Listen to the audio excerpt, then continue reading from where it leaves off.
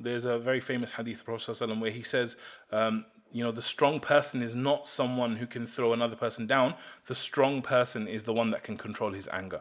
So anger is like a very lethal thing, and it's very problematic because you can imagine a lot of the issues that happen in the world. I'm talking about like serious things, impulse things in the moment, probably are related to anger.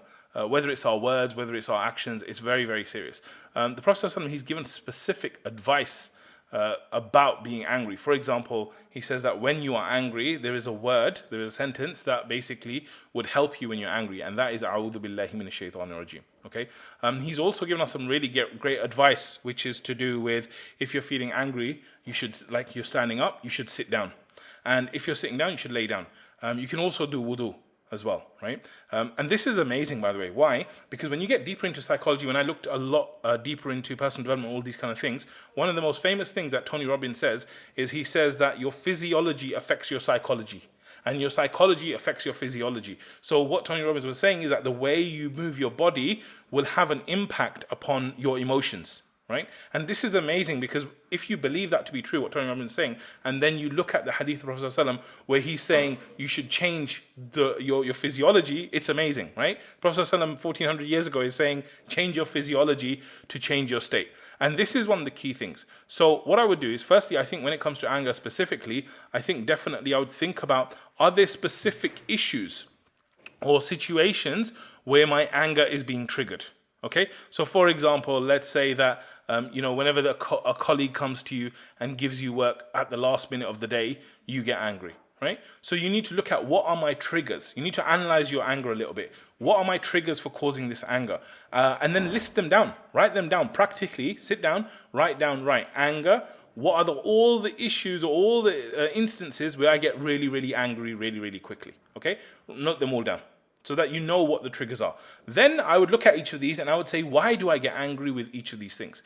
Because usually the emotions that you have, they are based upon a story that you're telling yourself. But the reason why you're angry is because there is a story that's being told. So with each of these triggers, I would write down, what is the story that I'm telling myself?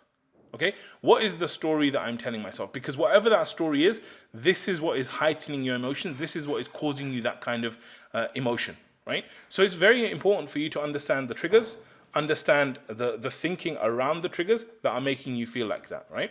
Then there's other things you could do. You could look at those stories and you could question those stories, right? You could also look at your behavior after that. So when you get angry, is it that you just blow up on people verbally? Okay, so maybe one of the main things you promise yourself is that I am going to stay silent for a certain period of time. So I'll give you an example. There's this brother in a WhatsApp group yesterday. We were having a bit of he said something very rude and very negative about probably hundreds of millions of Muslims in a sentence. Yeah, and I was just like, this is not good. I just messaged him and said that. Now, when I replied with my reply, I said to myself, whatever happens, I am not going to reply to this for 1 hour. I'm not going to reply. Why? Because I know what might happen. Yeah, like he might reply back, and then I'm replying back, and those WhatsApp groups where it's just terrible kind of discussion like that. Yeah. I avoided it, and I said to myself, 1 hour, I'm not going to reply. And alhamdulillah, I didn't reply. Right. So in these kind of situations, you could say, right, if someone comes and give me work in the last minute, at that moment, I'm not going to reply. I'm just going to take it. I'm going to be quiet. And then later on, I might discuss it. And this is another point I would say to you is that, are there underlying issues here that, if resolved, will resolve the anger, right? Because there might be something that you're kind of dealing with where there is deeper anger related to a certain situation, and that actually needs work. So it's not just about triggers or how you think about it, but there might be a real issue there, right?